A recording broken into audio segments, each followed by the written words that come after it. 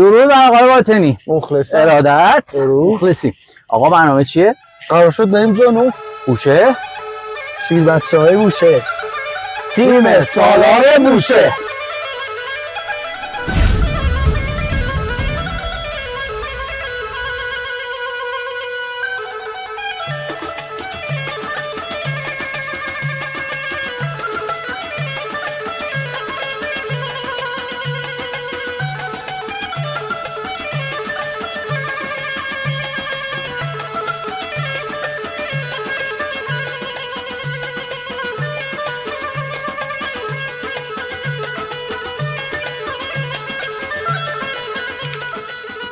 درود به همتون. من سعید باطنی و اینجا بیس تو بیس.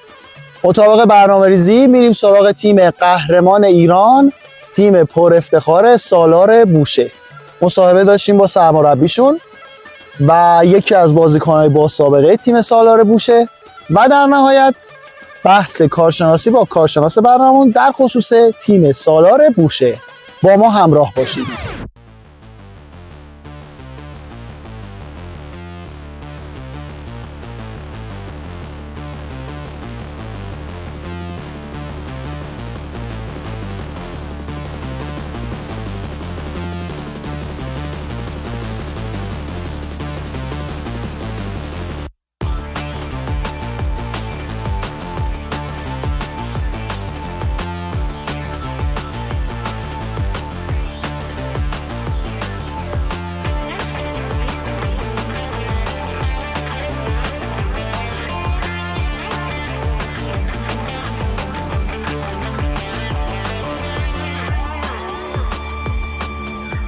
آقای موزه سوال هاست تو تیم بوش اهدای زحمت میکشه. یه مقدار درباره حالا خیلی خلاصه درباره کاری که تو این چند سال زحمت کشیدین انجام دادیم یه توضیح خیلی مختصری بدیم. ما مجموعه‌ای که توی بوشهر دارن کار میکنن تشکیل شده از یه سری مربیایی هستن که سالهای قبل داخل تیم بازی میکردن، الان به عنوان کادر در کنار تیم سالار هستن و شروع به بازیکن سازی کردیم. ما تو رتبه‌های مختلف سنی از پایه تا بزرگسالان و توی جوانان و نوجوانان و بزرگسالان فعالیت میکنیم. الان هم که مسابقات لیگ هستش و تو سالهای بزرگسالان ما داریم فعالیت. خب من فکر میکنم راز موفقیت تیم بوشهر همین کلمه بود که گفتیم، همکاری از بازیکنایی که از ابتدا با خودتون بودن و الان تقسیم کار کردیم. اینم یه توضیح بدیم. من میدونم که این الگو میشه برای تیم‌های دیگه. شیوهی که ما انتخاب کردیم توی سالی که داریم ما استفاده میکنیم عشق به بیسباله و یه همدلیه که داخل تیممون وجود داره و هر کسی که توی مجموعه میاد یه تعهدی برای خودش ایجاد میکنه که اون تعهده ما بهش پایبندیم و اون تعهده باعث میشه که خیلی از چیزایی که توی زندگیمون هم حتی از تفریح، از خانواده هاشون، از بازیکن گرفته تا کار بزنن و بیان با دل کار بکنن برای تیمشون و اون تعهده باعث شده که ما بتونیم تا اینجا پیش بیایم. دقیقاً این اسم سالار و نماد شیری هم که انتخاب کرد به نظر من با این صحبتو که میکنه خیلی همخوانی داره. خودتون یه توضیح درباره اسم تیمتون میدین؟ اسم تیم سالار رو با به یاد بنیانگذار ورزش بیسبالمون اسم ایشون انتخاب کردن. پدرتون؟ بله. خدا رحمتش کنه. اسمش سالاریه بوده که ما مخفف تیم و به عنوان سالار انتخاب. خیلی عالی. یه مقدار در مورد آقای بختیاری هم صحبت کنیم. من می‌بینم که هم آقا محسن هم آقای محسن هنرپیشه هم آقای بختیاری خیلی از دید ما که بیرونیم خیلی یه تیم واقعا درسته. واقعا جای آقای گرانبها هم بین این صحبت‌ها خالی هستش که و آقای بختیاری بزرگ، آقای هنرپیشه و آقای امیر بختیاری که جای خود دارن واقعا هم توی سنین پایه و هم تیم نوجوانان واقعا دارن زحمت میکشن. این تیمی که الان دارید میبینید هم زحمت دستشونده ایشون هستش، هر دوتاشون که واقعا زحمت میکشن. تیم پایه واقعا کار خیلی سختیه، درست کردن تیم پایه، کار کردن با سنین پایه اصلا یه سختی خاص خودش رو داره. واقعا این دو نفر خیلی به ما کمک کردن. حالا نیروهای دیگه هم داریم که الان به سن بازنشستگی رسیدن، به کادر ما اضافه شدن و دارن روی جوانان کار میکنن در قالب تیم‌های دوم تیم سالار که انشالله به زودی توی مسابقات جوانان از یک تیم‌ها رونمایی خواهیم کرد. انشالله. باز امروز چطور می‌بینید پیچرشون هم یه چند تا به خودشون اضافه کردن، تیمشون تقویت شده است. امروز چطور می‌بینید؟ تیم اصفهان حالا همیشه تیم خوبی بوده، حالا یه سری بازیکن‌ها یا اطراف و کشورهای دیگه هم اضافه کردن. همیشه ما بازی قشنگی داشتیم باش، الان هم امروز آمدیم که بازی قشنگی به نمایش بذاریم. خیلی عالی. امسال هم مثل سال‌های پیش قهرمانی پیش بینی می‌کنی؟ ما به امید قهرمانی اومدیم. ماشاءالله. مخلص. خیلی ممنون. عالی شد.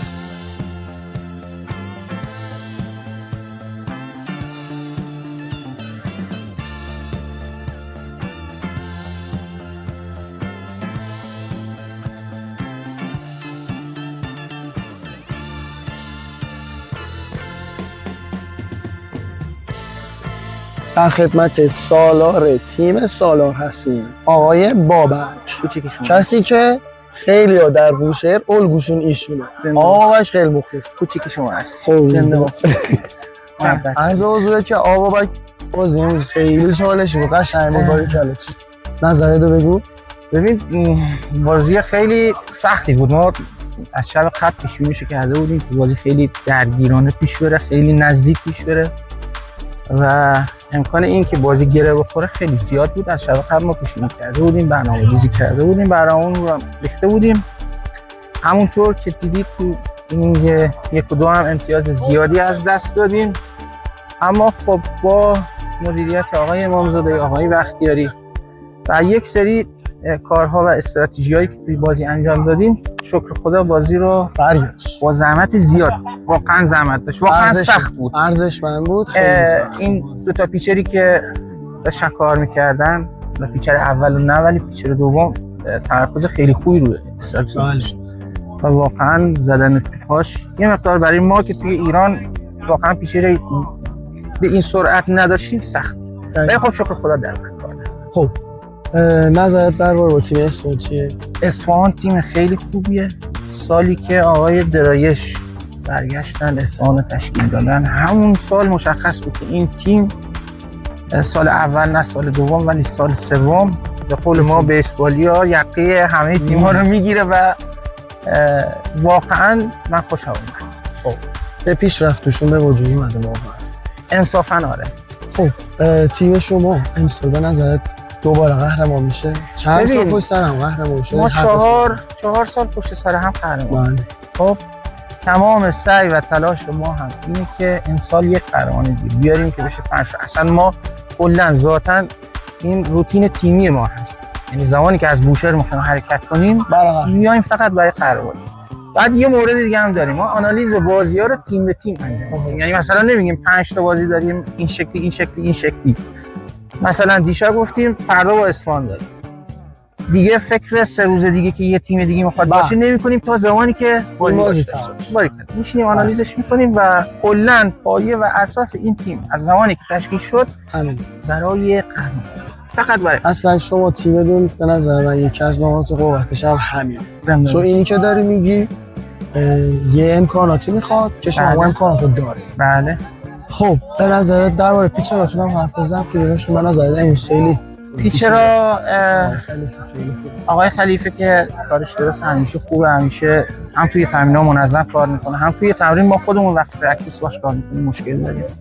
آقای چاوجاری اونم پیچر خوبیه ولی خب امروز توی دستش نبود. آقا رضا هم که متاسفانه مصدوم شد. امیر باهوشمند هم که مصدوم هست و کاملا خودتون میشناسید.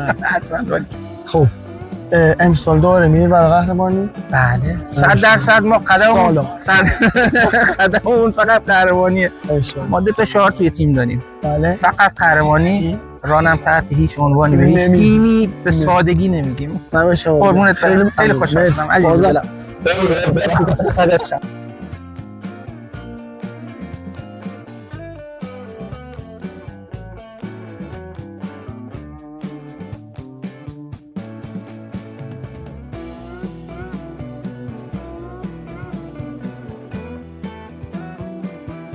میریم سراغ مربی بدنساز تیم سالار بوشهر، آقا سعید دهقان، کسی که 4-5 سالی هست به صورت مداوم با تیم سالار داره کار میکنه، نتیجهش هم کاملا در این تیم مشهوده.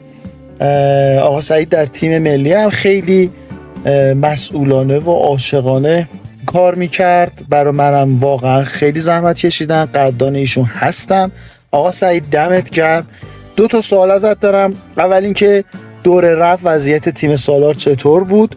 مصدوم داشتید یا نه؟ الان وضعیتشون به چه صورتیه؟ دوم این اختلاف ارتفاع و تفاوت سطح بوشهر با حالا اکثرا مسابقات در البرز هست، اینو باهاش چیکار میکنید؟ یه توضیح در این باره هم بدید برای بینندگان ما. سلام آقا سعید، وقتت بخیر باشه. در مورد تیم سالار، خب دور رفت ما خیلی کم تمرین داشتیم، بچه ها خیلی آماده نبودن و تو مسابقات ما یه دونه مصدوم دادیم، آقا بهزاد غریبی بود که تو اسلاید زدم دستش رفت زیر تنش رو بردیم عکس گرفتیم، مفصلش ترک خورده و فکر نمی کنم به دوره برگشتن برسه و بازی‌ها که تموم شد با برگشتیم بچه‌های 4-5 روز بیشتر استراحت نکردن، تمرین‌ها رو از سر گرفتیم، با بدنسازی شروع کردیم، بدنسازی تخصصی بیسبال و تمرینات خیلی خوبی داریم سپری میکنیم و انشالله دوره برگشت تیم متفاوت خواهیم داشت و قوی.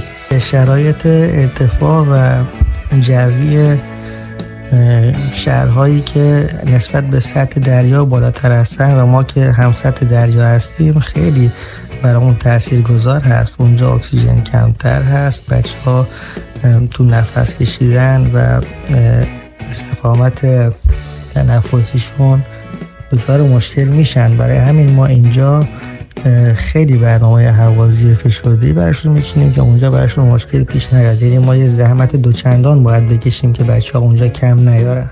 بسیار عالی، ممنونم ازت. حتما در برنامه‌های بعدی مفصل‌تر در خدمتت خواهیم بود.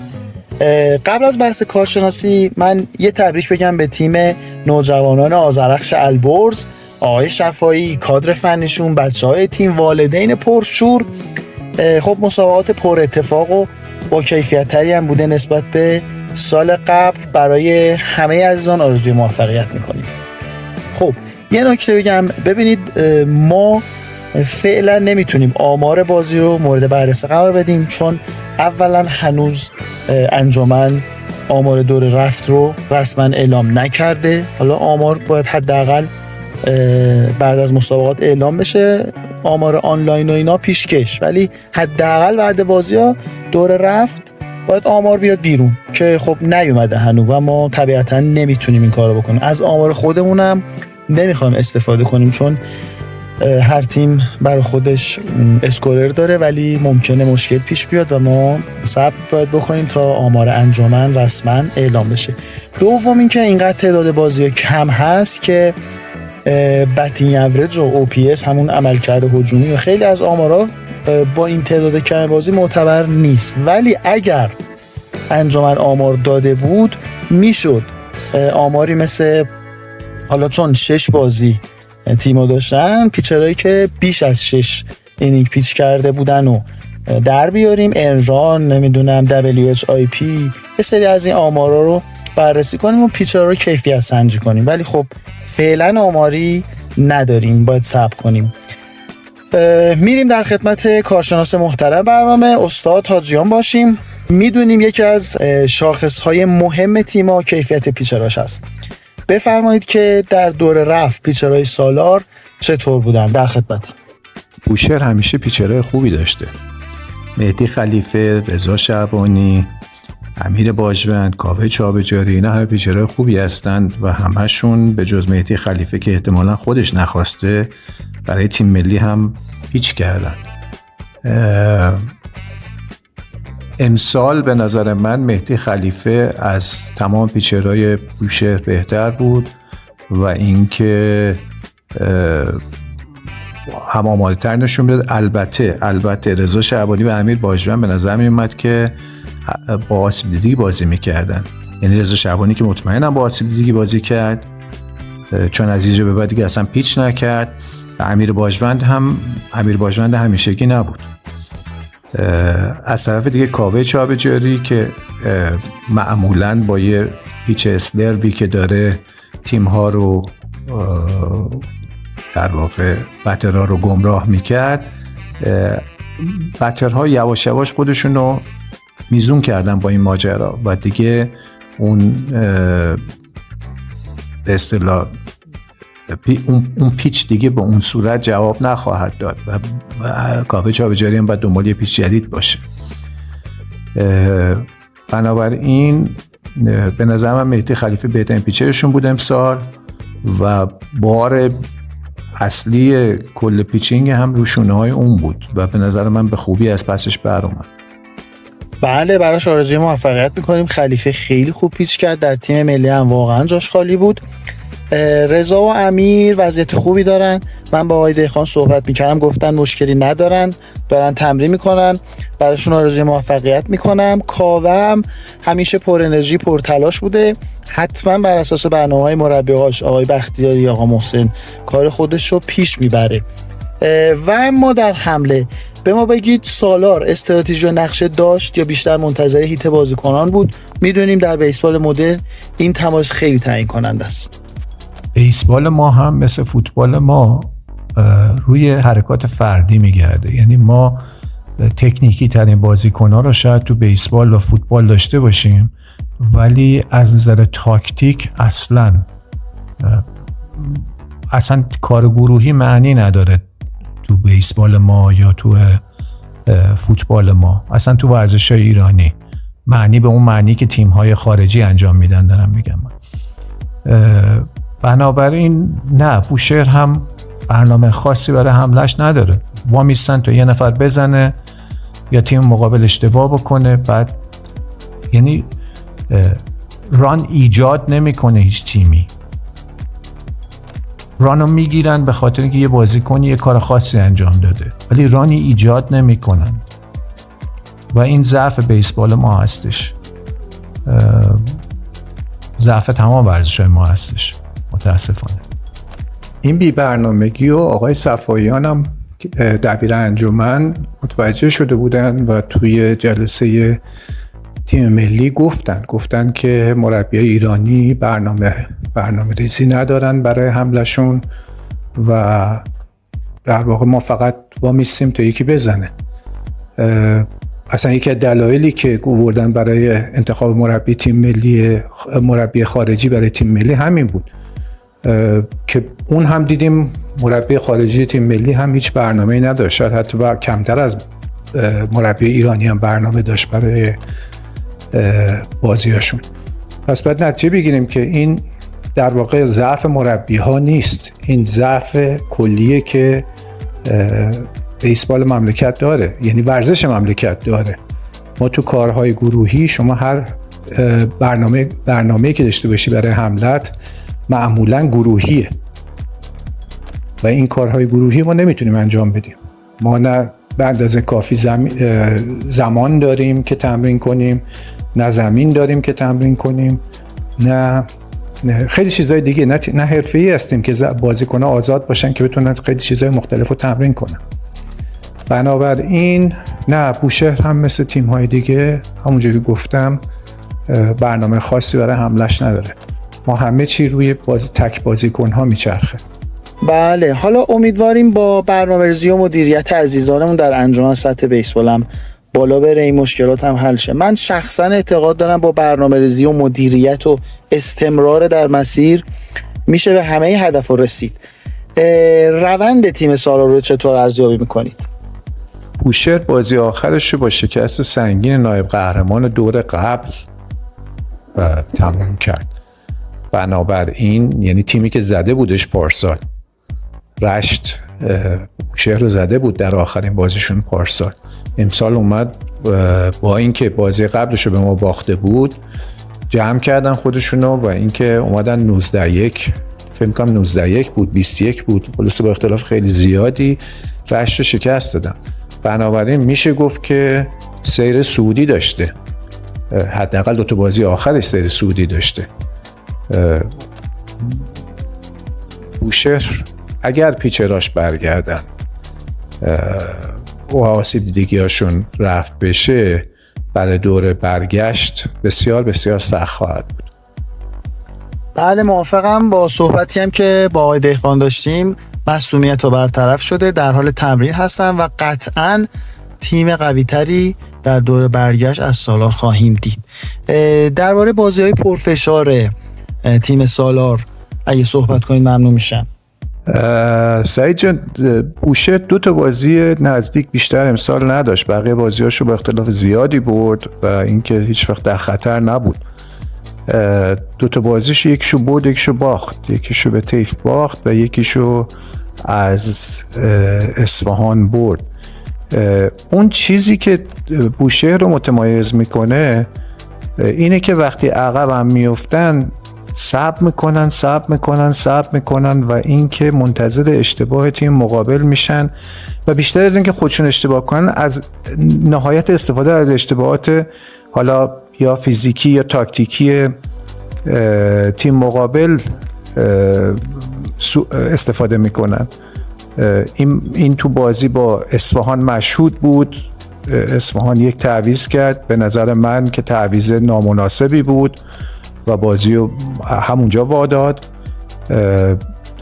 1-2 بارم این کار رو با رشت در سالهای اخیر کردن که پیچ کم آوردن و اینکه 1-2 بارم با ما کردن این کار رو که ما فیزیکی ارورهایی دادیم که نباید میدادیم.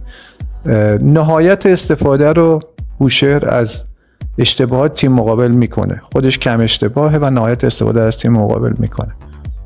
بله بسیار عالی. خب وضعیت جدولی سالار رو، طیف تهران و تیکساپورت اصفهان، الان میشه صحبتی در این مورد کرد؟ بوشهر الان تو جدول مساویه با طیف برای مقام اولی و تنها اختلافشون با هم دیگه از نظر بازی سر به سر هستش. جفتشون یه باخت دارن ولی باخت بوشهر به طیف بوده و باخت طیف به خراسان. بنابراین اینجا تای بریکر طیف جلو میفته و از نظر ران شماری هم باز طیف ران کمتری داده، باز طیف جلو میفته، ولی همه اینا بی‌معنیه چون دور برگشت اگر بوشهر طیفو بزنه تمام اینا کنسل میشه.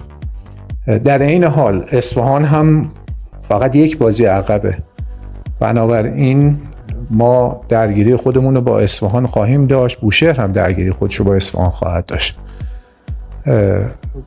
چه بسا اصفهان بیاد تو هممون سورپرایز بکنه. بله کاملا درسته. خب برای دور برگشت الان چه توصیه میشه به سالار بوشهر کرد؟ بوشهر برای دور برگشت نیاز داره که پیچرهاش مهدی خلیفه همون مهدی خلیفه‌ای باشه که دور رفت بود، باجوند به همون فرم قبلیش برگرده، رضا شعبانی آسیب دیگیش رفت بشه و کاوه چابجاری همونجوری گفتم یه پیچ دیگه‌ای که بتونه برای استرایک بندازه اضافه کنه به ذرات خونش. ولی خارج از اینها من فکر میکنم یه مقدار اشتباهات دفاعیشون رو باید کم کنن.